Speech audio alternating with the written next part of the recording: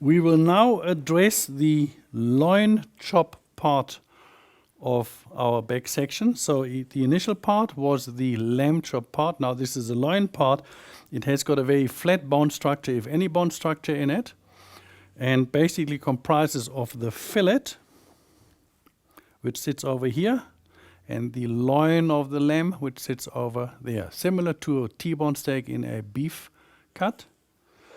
Again, we want to start by trimming off any excess fat and gristle, taking great care now not to remove the fillet part.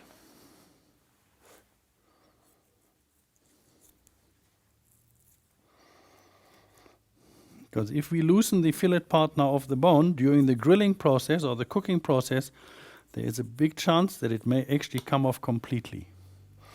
So great care to be taken to not remove the fillet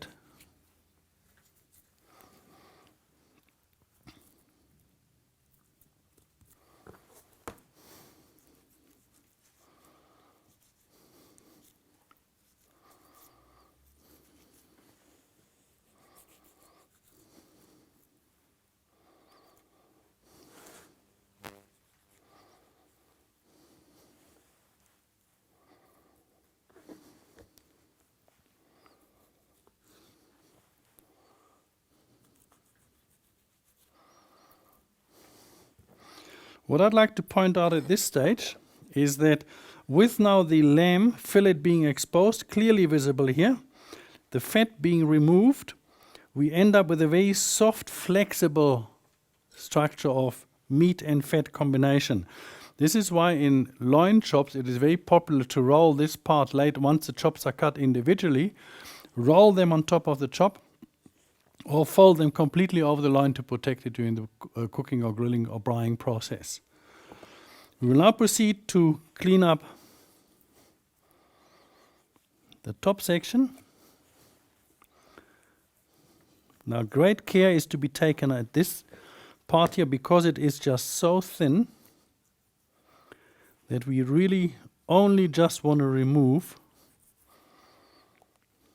the top layer of the fat and the skin that separates the first fat layer from the actual skin, the outer skin of the lamb, which is this brown membrane that we see here.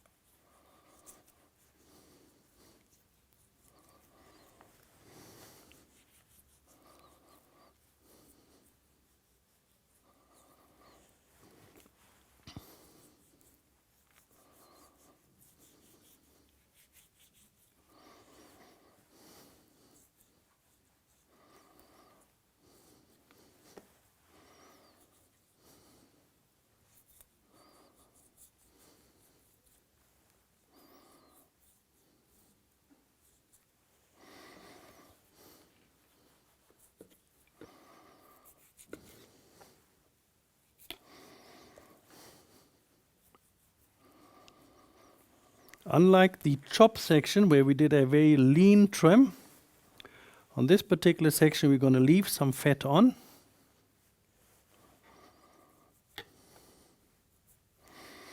For nice crispy grilled lamb, fat is actually very tasty if provided the layer is not too thick. So here now we have our typical lamb loin chops, which could now be cut into pieces, and I will cut just a few to demonstrate.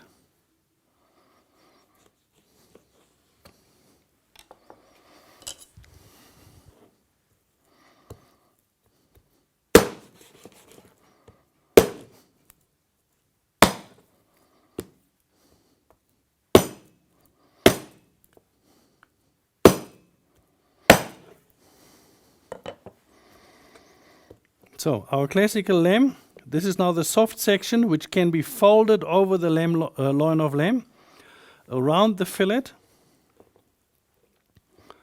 and therefore protect the fillet during the cooking process or the grilling process.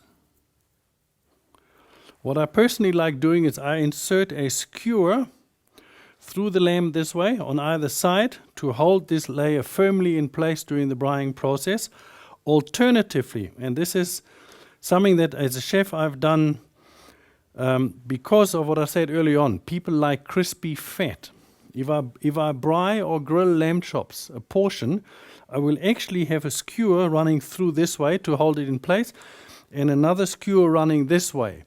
And then first, so we imagine now we have a skewer through here and a skewer through the center to hold all the chops together. I will then first braai this section only the fat until it is crispy. Then we remove the center skewer and then the chop gets braaied. So I end up with a very crispy layer of fat. Something that is very time consuming, but very rewarding for anybody who enjoys it, enjoys crispy lamb fat. So, to recap, we have the loin of lamb, from which the loin chops come, which includes the fillet. 2 of the loin chops have been cut out to separate to demonstrate. We have the belly, of which many sections, 5, 6, 7 different sections put together, laid on top of each other and rolled up, become a belly roast. We have a completely deboned loin of lamb. We have the 2 kidneys and our lamb rib. These are the typical cuts out of a midsection half lamb.